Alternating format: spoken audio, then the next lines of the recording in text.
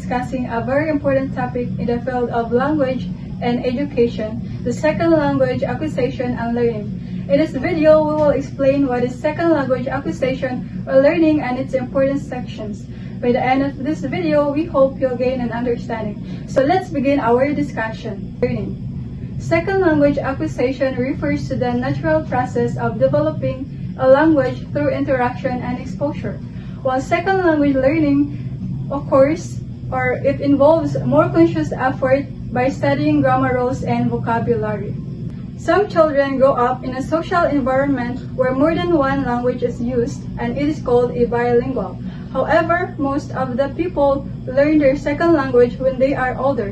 But this is unique because language is a skill that young children around 2 to 3 years old learn language better than adults. The next topic is the second language learning. So there is a distinction between the setting. First, we have the foreign language or the English as a foreign language. Language is learned in a place where people do not usually speak it. For example, a Japanese student learning English while living in Japan. So most of the people there speak Japanese, not English. Next, we have the second language or English as a second language. Language is learned in a place where people usually speak it. For example, Japanese students learning English while living in USA. So most people there speak English. So both EFL and ESL involve learning language that is not the learner's first language. Next feature is acquisition and learning. You know that acquisition and learning has a big difference. Acquisition is learning a language naturally by hearing and using it in everyday without studying rules. It is similar to how children acquire their first language. While learning is learning a language by studying vocabulary and grammar rules, and it usually happens in school or formal lessons. Next feature is the acquisition barriers. These are the factors that make it difficult to a person to learn their second language. First is that second language learning is very different from first language acquisition. Most people learn their first language naturally, but learn their second language later when they became adult and with less exposure. Second is the insufficient time and focus. Most students doesn't have enough time to use English language. It is because they are lack of motivation. Third is the native-like proficiency is rare for adult learners. Adult learns well, but it is very difficult for them to acquire a new language, especially if they are not a native speaker. Fourth is that some language features are easier than others. Vocabulary and grammar is easier for adults, while pronunciation and intonation is difficult for them. Fifth is the critical period affects the language learning. After puberty, it is difficult for the learners to acquire a new language because the brain is less flexible, unlike the children that their brain is more open and flexible in acquiring new languages. Next feature is the affective factors. These are the influences that affect how well a person learns their second language. First is the emotional barriers. Teenagers and adults may feel shy or embarrassed while using a new language because they are afraid of making a mistake. Second is the lack of empathy or connection with the culture. If the learners don't like the culture of the language that they are learning, they are less motivated. Third is the negative learning environment. Boring books, uncomfortable classroom, and tiring schedules make the learners less interested. Fourth is that children experience fewer affective barriers. It is easy for young children to acquire new language because they are not fear of making mistakes unlike adults. To conclude, second language acquisition is a complex process influenced by multiple factors such as age and exposure, in which consistent practice is highly important and needed. Thank you. So my topic is all about second language acquisition, which focuses on the methods. So we all know that second language acquisition is the study of how people acquire a new language after learning their first language. So over the years, many methods have been used to teach second language. So each of them is based on how is based on different beliefs about how learning happens. So, why second language instruction is important? Even though learning a new language, it can be challenging, but still it is important to learn because it helps connect people, communicate to both global and local contexts. So, as early as 1438, William Paxton created a phrase book for learning French and English using printing press. So modern teaching methods are influenced by theories and how people learn and acquire the second language. So I have here 3 methods of how to acquire the second language. So first is grammar translation method. So this method teaches a language through memorizing vocabulary, studying grammar rules, and translating sentences. So it focuses only on the reading and writing, not in speaking. So grammar translation method also have key characteristics. So first is treat second language learning like an academic subject. So in this method, it focuses only on the intellectual study rather than practical communication. Next key characteristic is emphasis on vocabulary list and grammar rules.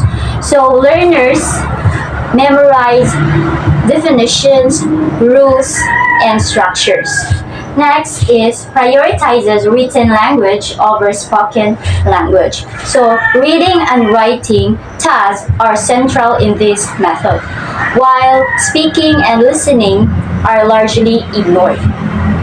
Next is produces academically strong but communicatively weak learners. So students may get a high grades in class while applying this method, but they may feel lost when interacting with the native speakers. So in this method, students are more likely or mainly on written language so that they can become more knowledgeable about the grammar but not good at real conversation. So the second method is audiolingual method. So this method focuses on spoken language. So it represents language structures step by step and uses drills and repetition to build habits. So audiolingual method also have key characteristics. So first is focus on spoken language. So in this method, it emphasizes the speaking and listening over reading and writing. Next is systematic presentation of language structures. So lessons progress from simple to complex patterns. Next is the use of drills and repetition. So students may repeat the phrases in sentence patterns while applying this method to form language habits. So the last method of how to acquire second language acquisition is communication approach. So this method focuses on real life communication. So students may learn to use or may learn how language is used in a meaningful situation such as problem solving, conversations, and role plays. So it also have key characteristics. So first is focus on language functions. So it emphasizes what is language used for, like requesting, apologizing, and giving directions instead of just grammar form. Next is promotes real-life communication. And lastly, supports specific purpose language learning. So therefore, in the study of second language acquisition, the grammar translation method, audiolingual method, and communicative approach illustrate of how language learning can be approached differently. So these methods show that in learning second language involves balance of understanding the language structure, practicing the patterns, and using the language meaningfully. Thank you. Good morning, ma'am. Good morning, everyone. So, our topic is all about the second language acquisition. So, I'll be discuss about the focus on the learner. So, focus on the learner. There has been a major shift in second language learning from focusing on the teacher, textbooks, and method to focusing on the learner and the learning process. So focus on the learner.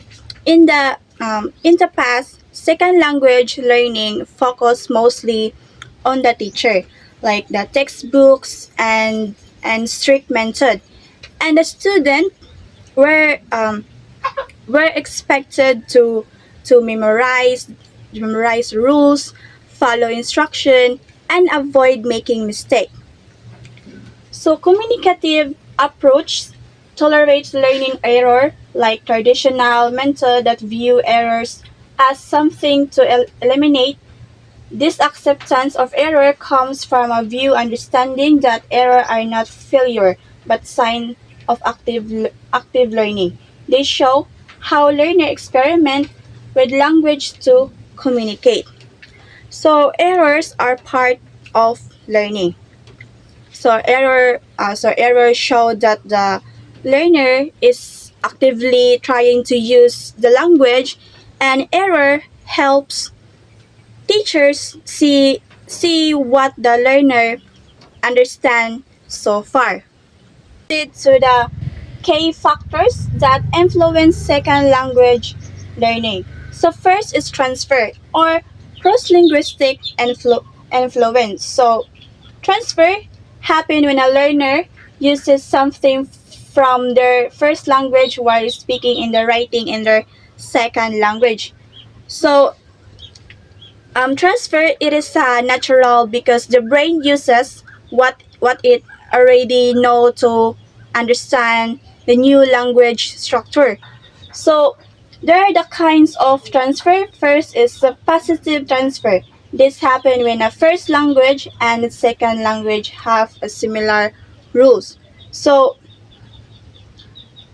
for example, in English and Filipino, the plural of nouns is formed by adding s. So books, aklat, aklats. Aklats, not exact spelling but plural is mark. So positive transfer, because the rule is similar, the learner quickly understand and use it correctly. Let's proceed to the negative transfer. So negative transfer causes predictable errors. So for example, word order.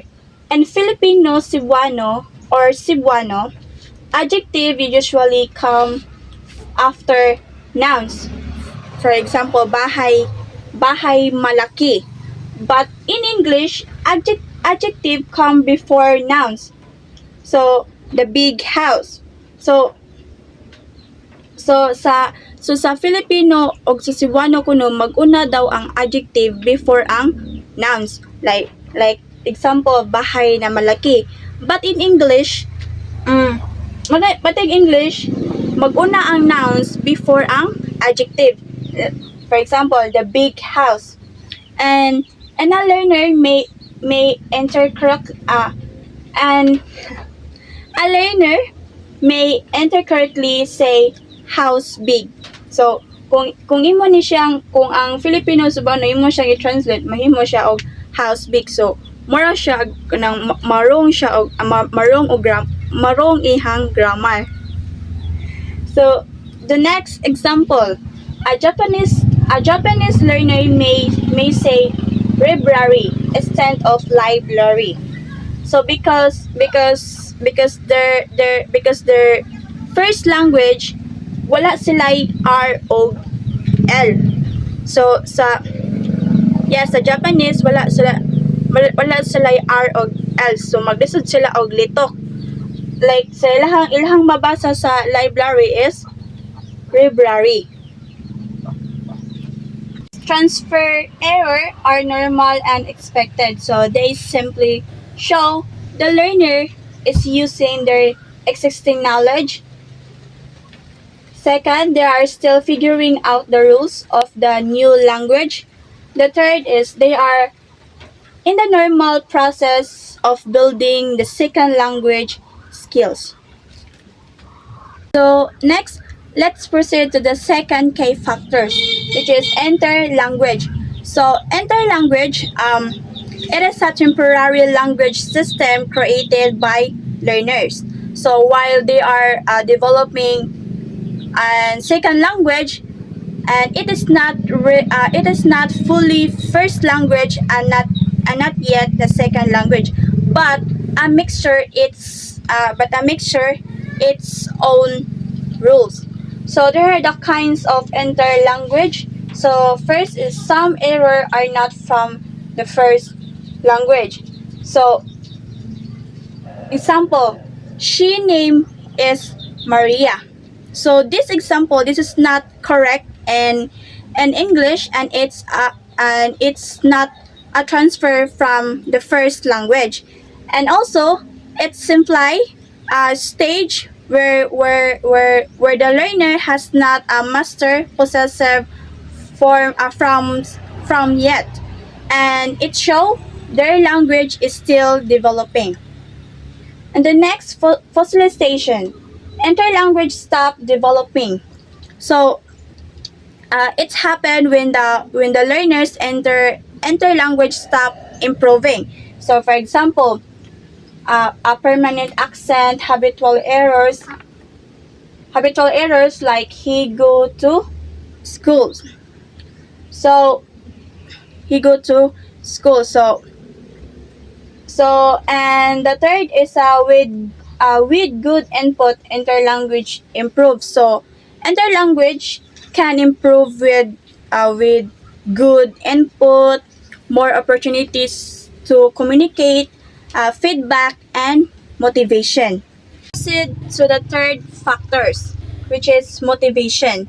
So motivation is one the stronger predictors of how well person learns and second language. So there are the kinds of motivation. So first is instrumental for practical goals. So they need to school requirements, job opportunities, exam, grading, academic tools. And the third is integrative for social acceptance. So they want to connect with people, be accepted in a community, understanding a culture, and form relationship. So the third is supportive environment, so better learning. And the fifth, learners who take risks and try to communicate succeed.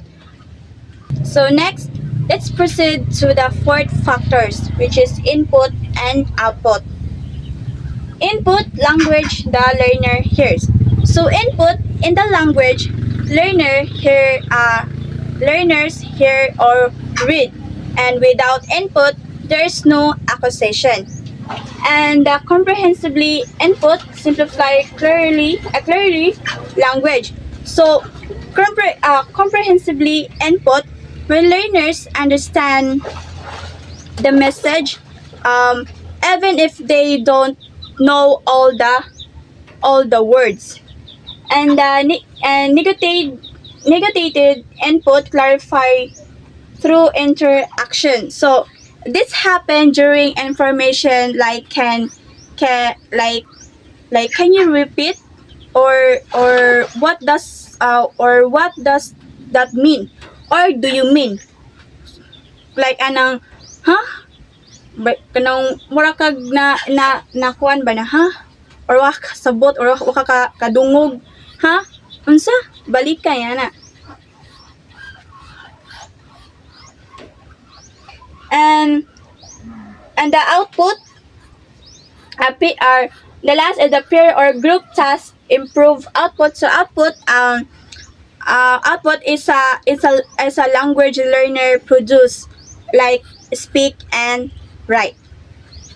Let's proceed to the last K factors, which is communicative competence. So communicative competence means knowing how to language effectively, not just correctly. So there are kinds of communicative competence, which is grammatical competence, correct form. So for example, ability to use correct grammar, correct vocabulary, and correct sentence structure. So B, social linguistic competence, appropriate and context. So for example, nakay something na need or nakay something na favor. So for example, saying may I have some water, so dapat musturya ka is polite. And then avoiding use avoiding kanang bitang magmusuko kag ikaw pay nangay favor, ikaw pay masuko or pilisuko ka. For example, give me water, so pinaisog imong istorya. Next, the last is a strategic competence, so to fix communication problem. So for example, describing as something. So for example, imong kanang murapitag imong gikuan ang usa ka butang na wala ka na specific na mao na siya. For example, the thing you use to cut paper, so which is scissor. And the next is a using gesture ng mga kuan and asking for help or asking for help. So like, what do you call? So that's all. Thank you.